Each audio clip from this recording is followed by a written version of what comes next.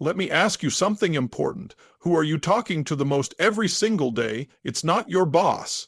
It's not your family. It's not the world. It's you. And that conversation, quiet, repetitive, automatic, is shaping your identity more than anything else in your life. Your life today is not the result of luck. It's not the result of circumstances. It's the result of the story you keep telling yourself. If you want to change your results, you don't start by changing the world. You start by changing the voice inside your head. Because when your self-talk changes, your identity follows. And when identity changes, everything changes. Your self-talk is not harmless. It's instructional. Every word you speak to yourself functions like a command being sent to the control center of your life. Your mind does not filter your self-talk through logic or fairness. It receives it as direction. When you repeatedly tell yourself that you are weak, unlucky, or incapable, your brain begins organizing your perceptions, decisions, and behaviors around those instructions. This happens quietly and consistently without resistance. Over time, these repeated internal messages stop sounding like opinions and start feeling like facts. That is how self-talk moves from being something you say to something you are. Most people underestimate the power of casual, unconscious language.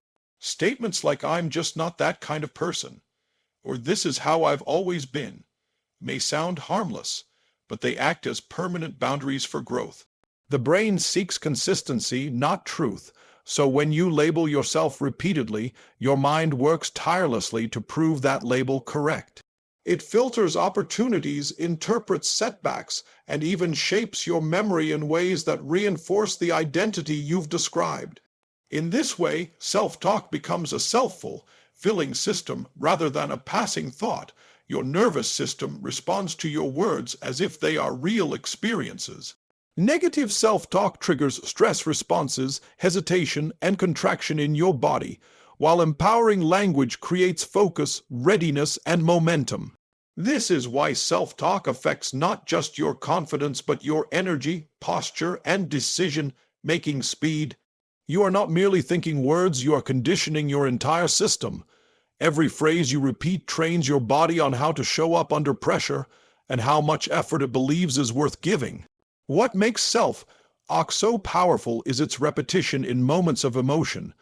When you speak to yourself during failure, uncertainty, or fear, those words imprint deeply. In those moments, your mind is most receptive to instruction. If your internal voice attacks you, your system learns avoidance and self-protection. If it directs you with strength and clarity, your system learns resilience and action. This is why two people can experience the same setback and emerge with entirely different levels of confidence, because they spoke different instructions to themselves in the moment that mattered. Once you understand that self-talk is instructional, responsibility replaces blame. You realize that changing your life does not begin with external approval or perfect conditions. It begins with intentional language. You stop allowing random, negative thoughts to run unchecked. Instead, you choose words that align with the person you are becoming, not because it feels natural at first, but because every instruction repeated enough times becomes the new normal.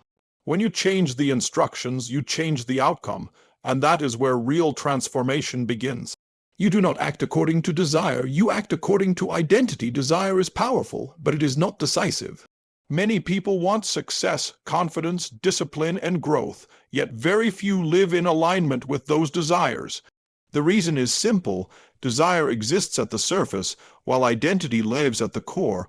When pressure appears, when comfort calls, or when fear shows up, identity always overrides desire.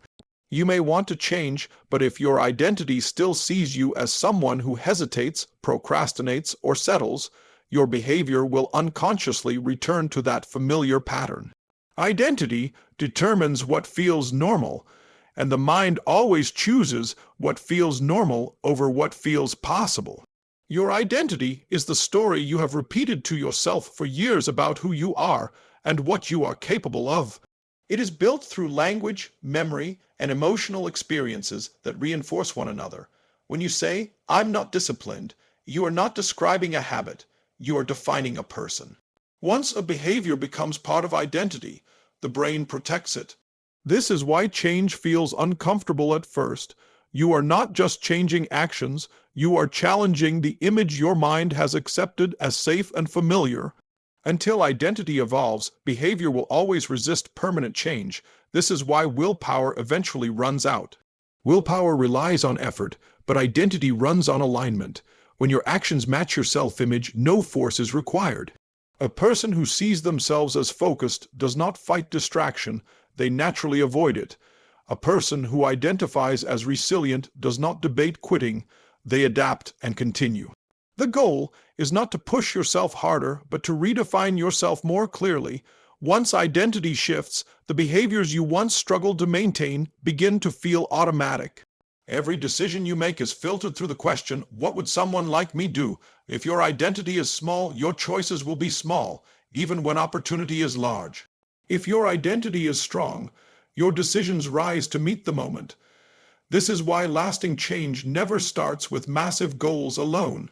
It starts with a simple but powerful shift in self-definition. You don't say, I will try to be consistent. You say, I am the kind of person who finishes what they start. That single statement changes how the brain evaluates every future choice. When you consciously shape your identity, you stop negotiating with yourself. There is no inner debate, no constant resistance, no need for external motivation. You act in alignment because alignment feels right.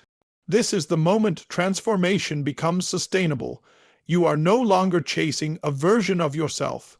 You are operating from it. And once identity leads, desire no longer has to struggle to be fulfilled. It simply becomes reality. Emotional intensity locks words into your nervous system. Words spoken without emotion pass through the mind, but words delivered with intensity imprint themselves into your nervous system. Your brain is biologically wired to remember what carries emotional charge. That is why moments of fear, excitement, pain, or determination stay with you long after the event has passed. When your self-talk is emotionally flat, it lacks the power to override old patterns, but when you speak with conviction, energy, and certainty, your entire system pays attention. Emotion acts as the glue that binds language to belief. Your nervous system does not respond to logic alone, it responds to tone, posture, breathing, and energy. When you speak to yourself with strength, your body mirrors that strength. Your chest opens, your breath deepens, and your focus sharpens. These physical shifts send signals back to the brain that reinforce confidence and readiness. In contrast, weak or doubtful self-talk creates contraction, hesitation, and internal resistance. This is why the way you say something to yourself matters just as much as what you say. Intensity is what separates repetition from conditioning. Anyone can repeat words, but repetition without emotion becomes noise. Conditioning happens when emotion is present consistently. When you associate empowering language with strong emotional states, your brain begins to link those words with capability and action. Over time, hearing or thinking those phrases automatically triggers a confident response. This is not imagination. It is neurological training. You are teaching your system how to respond before conscious thought even begins. This is also why negative self-talk spoken in moments of high emotion is so damaging. When frustration or failure is paired with harsh internal language, the nervous system records it as a threat pattern. The brain then tries to protect you by avoiding similar situations in the future. That protection often shows up as procrastination, self-doubt, or fear of visibility. Understanding this gives you power. Instead of allowing emotion to reinforce limitation, you can deliberately use it to reinforce strength and resilience. When you intentionally combine strong emotion with intentional language, you accelerate personal change. You stop waiting to feel confident and instead generate confidence through action and expression. Your voice becomes a tool of activation rather than commentary. Over time, your nervous system no longer needs external validation to perform at a high level. It responds automatically to the internal commands you have trained it to follow. This is how words move beyond motivation and become embodied identity. Repetition turns words into beliefs. Beliefs are not born fully formed. They are constructed through repetition over time. The mind learns what to accept by observing what is said again and again. A thought repeated occasionally remains a thought, but a thought repeated daily becomes familiar, and familiarity is what the brain mistakes for truth. This is why the words you consistently use with yourself matter more than the words you say once in a moment of inspiration. Repetition is the process through which language moves from the surface of the mind into its foundation. Your subconscious mind is especially responsive to repeated patterns. It does not analyze or debate what you tell it. It absorbs. When you consistently repeat empowering statements, the subconscious begins adjusting perception and behavior to match them. Opportunities are noticed more quickly, challenges feel more manageable, and action feels safer. In the same way, repeated negative language conditions the mind to expect difficulty and retreat. What you rehearse internally becomes the lens through which you experience the world. Most people abandon new self-talk too early because it feels unnatural at first. That discomfort is not failure. It is evidence that old beliefs are being challenged. The mind resists unfamiliar identities, even positive ones, because they disrupt established patterns. Repetition is how you push past that resistance. Each time you repeat a new statement, you weaken the old belief and strengthen the new one. Over time, what once felt forced begins to feel neutral, and eventually it feels true.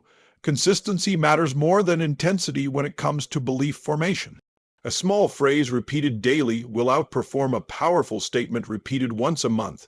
This is how habits of thought are formed. Your brain adapts to what it hears most often. When empowering language becomes part of your daily routine, your internal environment shifts. You stop reacting automatically from old conditioning and begin responding from a new internal standard.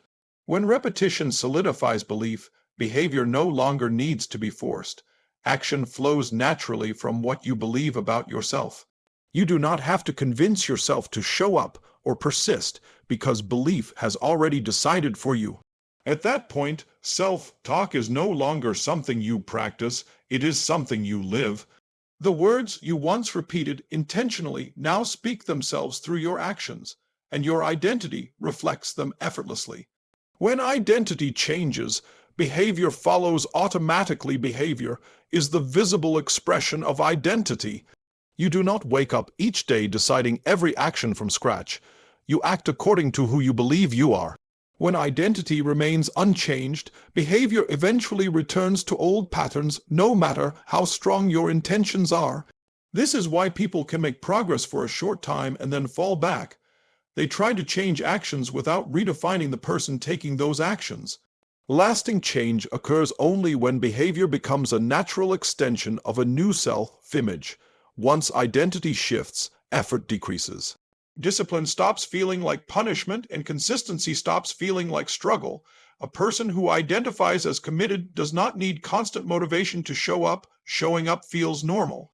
The internal resistance that once caused delay or self-sabotage disappears because the mind no longer questions whether the action aligns with who you are. Behavior flows not from force, but from alignment.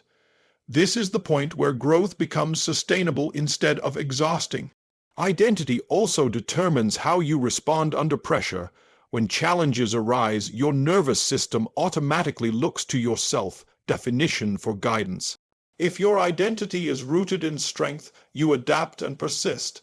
If it is rooted in doubt, you retreat or rationalize quitting. This response happens before conscious reasoning begins. By reshaping identity, you reshape your default reactions. You no longer need to constantly think positive. Your system responds positively because it has been trained to do so. As identity evolves, the need for external validation diminishes. You stop measuring yourself by opinions, results, or temporary setbacks. Your actions are guided by internal standards rather than external approval. This internal stability creates confidence that is calm and consistent rather than reactive. You act decisively because you trust who you are becoming. When identity is clear, uncertainty loses its power to paralyze you.